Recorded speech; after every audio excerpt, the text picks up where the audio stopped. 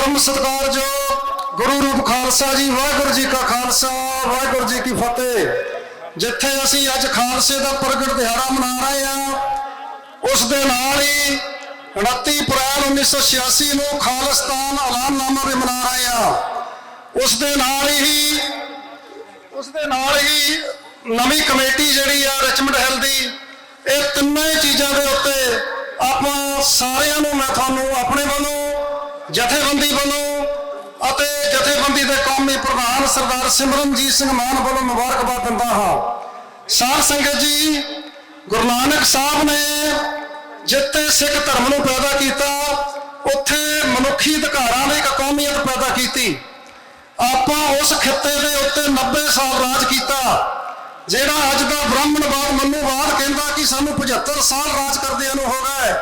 तुसीं 90 साल उस धरती ते राज किया, 5 साल बाबा बंदा सिंह बहादुर के रूप में, 35 साल मिसलां के रूप के 50 साल तुसीं महाराजा रणजीत सिंह के रूप के राज किया। मैं इत्थे दसना चाहुंदा कि सिख धर्म दे विच जिथे डेमोक्रेटिक पीसफुल तरीके दे नाल संघर्ष चलदा, उत्थे हथियारबंद घोल भी चलिया। जिथे पंचम पातशाह ने पीसफुल तरीके नाल शहादत दी ते ओहदे बच्चों अकाल तख्त साहब की सिरजना हुई ते मीरी पीरी का सिद्धांत चलिया। 9वें पातशाह की शहादत दे विचों खालसा प्रगट होया, जिहड़ा तुसीं दिहाड़ा मना रहे हैं। साध संगत, जिहड़ा पंजाब आ, पंजाब का सुभाव, पंजाब का कल्चर, वह हिंदुस्तान के नाल मेल नहीं खाता, जमुना तो पार मेल नहीं खाता।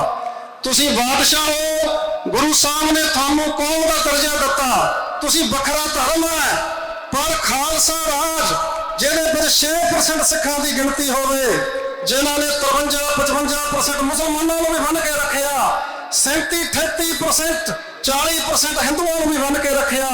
दुनिया से कोई ऐसी मिसाल नहीं कि मिनोरिटी ने मेजोरिटी में बन के रखिया होवे। सिख नालों वधिया एडमिनिस्ट्रेटर दुनिया दे विच कोई नहीं हैगा। कदे भी अपने आप को घटा के ना देखो। दुनिया का वातावरण बदल रहा, समीकरण बदल रहे हैं। असी आजाद होवांगे जिन्नी देर पंजाब की धरती आजाद नहीं होंदी, उन्नी देर असी दुनिया के हाणी बने नहीं सकते, दुनिया पर साडी पहचान नहीं हो सकती। आपां पंजाब दे विच भी कोई स्पेस खाली नहीं छड्डना, चाहे वह पिंड के पंच तो लैके मैंबर पार्लीमेंट तक जिहड़े चुने हुए तुहाडे इलैक्टेड ऑफिशियल होणगे, उन्हां दी गल दुनिया नूं सुणी जांदी आ। जदों सरदार सिमरनजीत सिंह मान पार्लीमेंट दे विच अंग्रेजी दे विच बोलदे ने, ਉਹ स्पीचस अमरीका की स्टेट डिपार्टमेंट, कैनेडा, इंग्लैंड के पार्लीमेंट दे विच दर्ज होंदियां ने। सो इस करके आपां वो भी अपॉर्चुनिटी नहीं छड्डनी। जिथे जिथे भी असीं कोई काम कर सकते हैं, उस काम नूं असां उसे तरह जारी रखना, तो असीं आज़ादी पर वध सकते हैं। किहड़े काम करने आपां इस देश दे विच, सानूं 2-3 तरह के काम इस मुल्क च करने पैणगे। एक तो टीम खड़ी करनी पऊगी जिहड़ी इत्थे ते टाउनशिपां दे विच बच्चे साडे फिट होण। एक और टीम सानूं खड़ी करनी पऊगी जिहड़ी स्टेट दे विच प्रो सिੱਖੀ दा काम करे। एक टीम सानूं वो खड़ी करनी पऊगी जिहड़ी कैपिटल लैवल दे उत्ते फैडरल च काम करे। असीं ये थोड़े जे काम दे विच अपने नमाणे साधनां दे नाल असीं कामयाब भी होए आ। सो ये देश ऐसा देश है जिहड़ा कॉमनवैल्थ मैंबरां दा मैंबर नहीं है। इत्थों कीती होई गल दुनिया भर जाती आ। आपां इस देश में तगड़े होइए ते अपनी आज़ादी वल वधीए। मैनूं पता बुलारे बहुत ने, मैं तुहाडा सारिआं दा सिख कल्चर कमेटी दी प्रबंधक कमेटी के प्रधान साहब सरदार भुपिंदर सिंह, इन्हां दी पूरी टीम ते पहली कमेटी कंग साहब होनी, सारिआं दा जिन्नियां भी कमेटियां इत्थे आईयां सारिआं दे असीं तहे दिलों धन्नवादी आ। क्योंकि जिहड़ी ये परेड नगर कीर्तन है, इहदी अपनी एक वखरी विलक्षण होंद है दुनिया दे विच। सारियां कमेटियां ने चंगे काम कीते ने।